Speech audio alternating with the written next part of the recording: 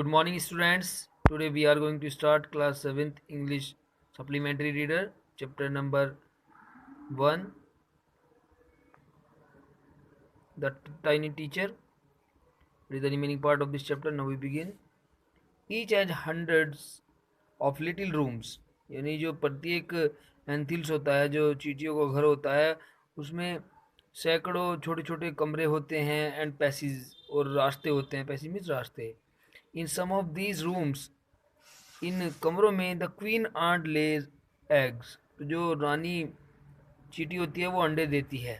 Other are nurseries for the young ones called grubs, और जो दूसरी होते हैं, जो कमरे होते हैं उनको नर्सरी कहते हैं, जो जिसमें छोटे चींटियों के बच्चे रहते हैं जिनको ग्रब्स कहते हैं.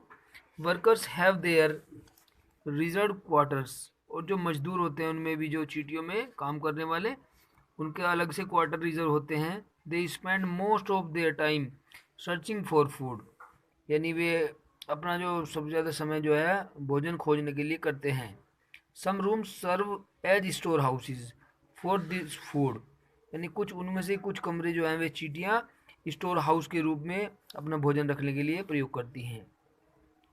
इस प्रकार से हम करते हैं. सोल्जर्स हैव सेपरेट बैरक्स, अब देखिए उनमें भी सैनिक भी होते हैं, जिस प्रकार से हमारी रक्षा करते हैं ना सैनिक, इस प्रकार चींटियों में भी सोल्जर्स होते हैं, सैनिक होते हैं, जिनके अलग से बैरिक कहते हैं कमरे, जिसमें वे रहते हैं, आराम करते हैं, जहाँ पर रहते हैं. तो no worker has ever tried to live in a soldier's house, यानी कोई भी वर्कर जो श्रमिक होता है, मजदूर होता है चींटी, वो सोल्जर के घर में नहीं रह सकती. No soldier has ever gone out searching for food, और कोई सोल्जर भी खाने के लिए ढूंढने के लिए बाहर नहीं जा सकता, खाना ढूंढने के लिए.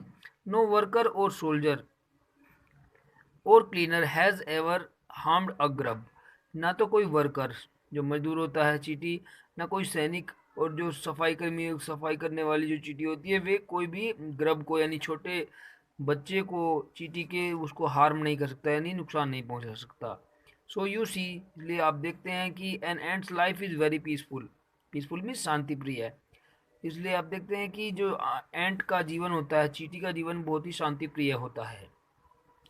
It does its share of work intelligently and bravely, यानी प्रत्येक जो चींटी है अपने काम का जो विभाग होती है बहुत ही बुद्धिमत्ता पूर्वक और बहादुरी पूर्वक करती हैं.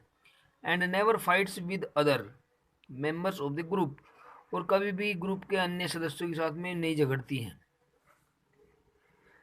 आगे देखिए क्या होता है इस कहानी में, आगे पढ़ेंगे. The queen ant has a pair of wings. Wings means पंख, यानी जो रानी चींटी होती है, जो सबसे बड़ी होती है रानी चींटी, उसके एक जोड़ी पंख होते हैं. Which she cast off before begins to lay eggs, जिसको वो अंडे देने से पहले उसको ढक लेती है, उसको अंडों को.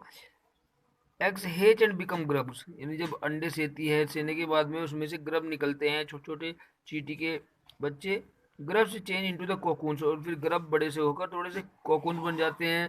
एंड कोकून्स ब्रेक, और जो कोकून जो अंडा होता है वो टूटने के बाद भी ब्रिंग फोर्थ कंप्लीट आंट्स, और वो चौथी तरीके से कंप्लीट आंट बन जाती है, चींटी बन जाती है. The life of an ordinary ant is anthill is a book which many of us seldom open, यानी इस प्रकार से जो एक साधारण चींटी का जीवन होता है एंथिल में, वो एक किताब के समान है जो हम सब के लिए खुला है.